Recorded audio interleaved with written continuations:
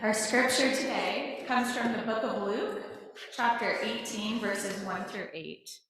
And this is towards the end of Jesus' life, and he and the disciples are traveling to Jerusalem at this point in time. Then Jesus told them a parable about their need to pray always and not to lose heart. He said, "In a certain city there was a judge who neither feared God nor had respect for people. In that city there was a widow who kept coming to him and saying, 'Grant me justice against my accuser.' For a while he refused, but later he said to himself, 'Though I have no fear of God and no respect for anyone, yet because this widow keeps bothering me, I will grant her justice, so that she may not wear me out by continually coming.' And the Lord said, 'Listen to what the unjust judge says. And will not God grant justice to his chosen ones who cry to him day and night? Will he delay long in helping them? I tell you, he will quickly grant justice to them. And yet, when the Son of Man comes, will he find faith on earth?'"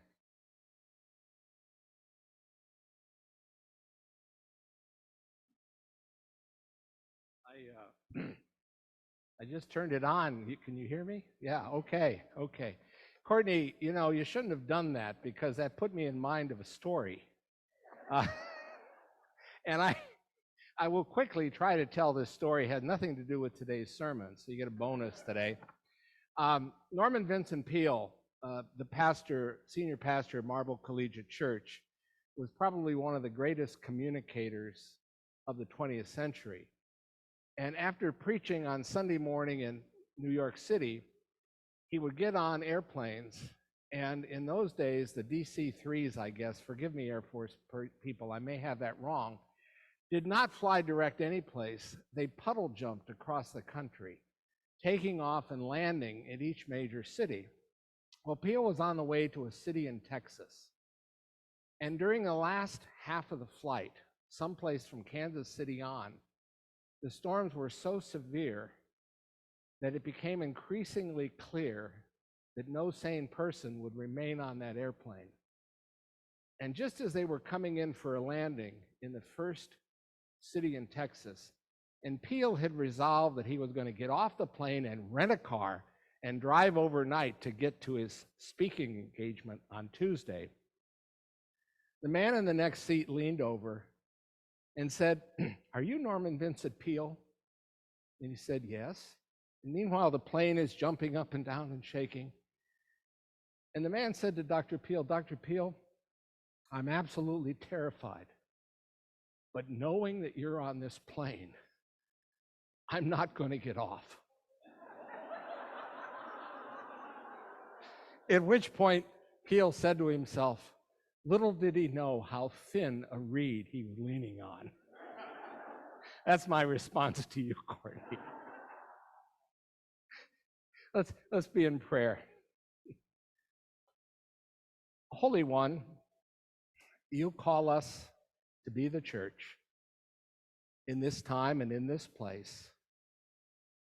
Strengthen this community that your word might enliven and enlighten and liberate us to great love for your sake in Jesus.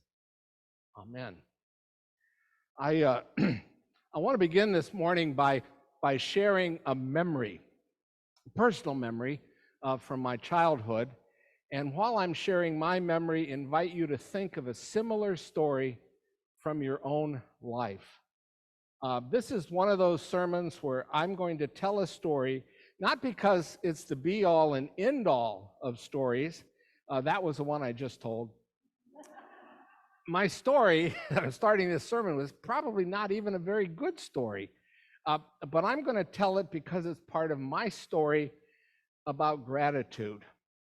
And I hope it will get you to thinking about a grateful part of your story. I freely confess that I, even at my advanced age, do not know many of life's deeper mysteries. But I do know in the very core of my being that finding meaning on this life journey has something to do, and maybe everything to do, with giving and being grateful, knit together with loving and the deep wisdom that we are loved unconditionally. Here's my story. My great-grandmother was born shortly after the Civil War. Her father had been in the Union Army in an Ohio regiment, and she spent her girlhood in a small Ohio town. She married my great-grandfather and moved to his family farm about 20 miles out in the country from where she grew up. When I came along, she was a woman well up in her 90s, with glasses as thick as Coke bottles, and skin as tough as leather, and hands gnarled from milking too many cows for too many years. She was about 90 at that point. She'd only stopped going to the barn twice a day and milking at 88. She was a brilliant farm manager. She was a tough businesswoman and a sharp-tongued judge of morality. She had absolutely no patience with lesser mortals and would, I am told, pronounce her opinion on almost any topic. She was far from a perfect person. She had flaws which made some of the family dislike her intensely, particularly, and I want you to imagine this, her 6 daughters-in-law. Other family members feared her, and more than a few of her 7 children and dozens of grandchildren felt uncomfortable in her presence. But at the time, I knew none of that. I only knew that she loved little kids. And I was a child, just one of 70 or 80 great-grandchildren, and there was a bunch of us. And despite learning later in life, my mother sat me down when I was in college one day and told me the truth about my great-grandmother. Despite her imperfections, I loved her, and I thought she was amazing. My clearest memory of her was from when I was about 5. She would sit in a rocking chair in the corner of a kitchen, which in those days at the farm was the only room heated in the winter, clutching her worn-out Bible in one hand and her oversized magnifying glass in the other. She would sit for hours rocking and reading that book. And I remember pulling a kitchen chair out, pulling it over in the corner to sit near her as she rocked. And if you did that, she would read out loud with a strong voice, as clear now in my head and in my awareness as my own is. The Lord is my shepherd, I shall not want. He maketh me to lie down in green pastures. He leadeth me beside the still waters. Or I lift up mine eyes unto the hills, from whence cometh my help? My help cometh from the Lord, which made heaven and earth. And she'd keep reading as long as any of the little ones would sit there beside her. And then after a time, she'd take our hand and tell us how important it was to pray and to thank God and to be grateful. And then she would pray with us. Sometimes she would teach us the Lord's Prayer. That's what she did. She did that day in and day out until finally at about 92, her eyesight failed. Her cataracts brought her reading to an end. And my mother, one of her granddaughters, consulted a specialist up in the big city where we lived. And my mom went down and picked up my great-grandmother and brought her to the specialist. And the doctor examined her head to toe and said, "I'm sorry, your heart is not strong enough to have cataract surgery," which in those days, 70 years ago, you had to lay for 2 weeks with sandbags, flat in bed. Your heart's not strong enough. And by golly, she said to that doctor, "Look, unless I can read my Bible, it doesn't matter if I survive or not." And so she had the surgery, and until she was about 97, She kept rocking and reading that Bible and praying and giving thanks, because that's how she decided to spend the remainder of the days God had given her. Now, somewhere in your life, there is, I hope, a story like that one. A story about a person who refused to lose heart. A story about a person whose faith was the center of their living. A story about gratitude. It could be a story about a person who gave you some extraordinary gift, maybe a mentor. It could be a person who you saw giving something to another. It might be the memory of someone who appeared in your life in a special way at a time of crisis, and who, for whatever reason, you credit with helping make it through. What I'm asking you to do is think about somebody you loved, or who you respected, or who taught you what it meant to live the words of Jesus about giving or about praying and never losing heart. Now that's the thought. That's the thought I want to share today. Keep that thought. It's enough. I've got a few more, but that one's enough. You get that one, that's enough. Be grateful and don't lose heart. There are many things. There are many things we can lose. And as I look around the room, I know many of you have lost things that were precious to you. Many of us have lost too much. But if you don't lose heart, this is what my faith says. I believe that everything that looks like an end is only a beginning. And it's not easy. We do lose heart. We do lose heart, don't we? We get worried about something, or someone says something that upsets us, or we get wound up about something that's happening in the news, especially now, or in our neighborhood, or to somebody we love. Sometimes we lose heart when our jobs get us down, when school gets us down. For me, I will confess it sometimes does not take too much. I can get down on myself and I start doubting and twisting in the wind of my own fears and forget all about being grateful for my blessings. Does that ever happen to you? Well, I think Jesus knew that about us. He knew that we would have this chronic tendency to lose heart. And so that's where the story that Carolyn read this morning comes into play here. He told the story about the unjust judge and the persistent widow who kept pestering that judge with her complaints day and night until he could stand it no more. And finally, he gave her what she wanted. And then Jesus says, think about it. If a dishonest, crooked judge can finally do the right thing, what about God, who loves every single one of us as if we're the only one in the whole universe to love? That's what the book says. Won't God listen to our prayers and take care of us? Be grateful and don't lose heart. Several years ago, I began a little activity based on absolute frustration. Did you ever begin a little activity based on absolute frustration? Part of my job, I'd been around the track a few years, and I don't know how this started. We had volunteers sometimes. Sometimes we had a staff person sit at the switchboard of Marble Collegiate Church in New York City, where Charnley and I began our marriage, where I began that part of my career on Fifth Avenue. I got the calls the switchboard didn't know what to do with.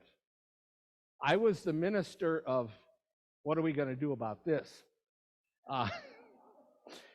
And often they were calls from people who had read one of Dr. Peel's books, and they would call in with a question about one of the books or a question about something that was happening on their life journey.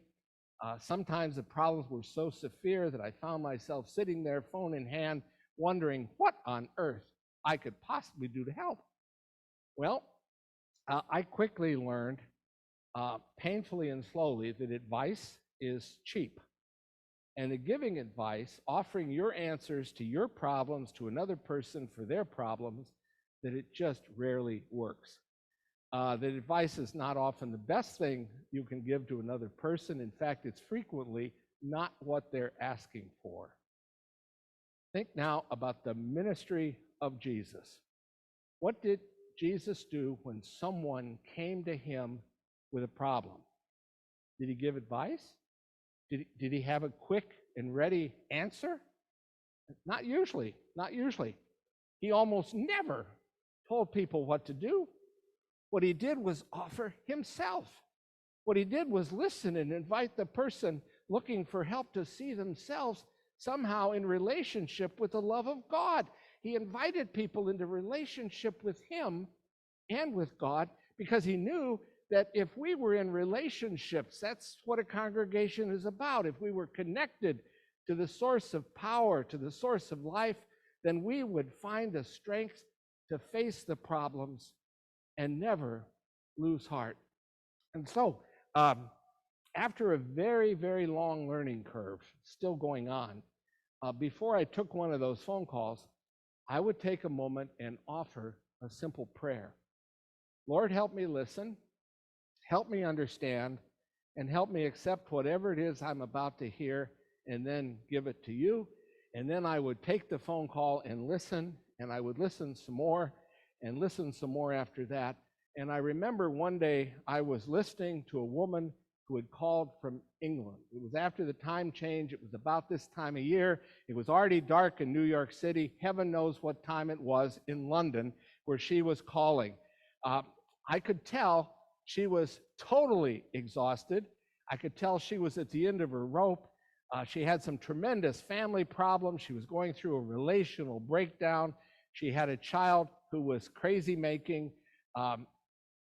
One of her parents was struggling in hospice, and I was, 3,000 miles away from her pain, and tempted all the while to start giving her advice. But I just kept listening, and I'm a doodler, and as I listened, I was doodling on a Post-it note.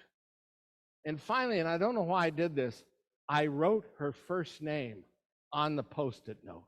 And I wrote her first name, and I said to her, I've written your first name on a slip of paper I have here, and I'm going to put it on my computer screen. And I look at the computer dozens and dozens of times a day, and every time I look at your name, I'm going to say a prayer for you.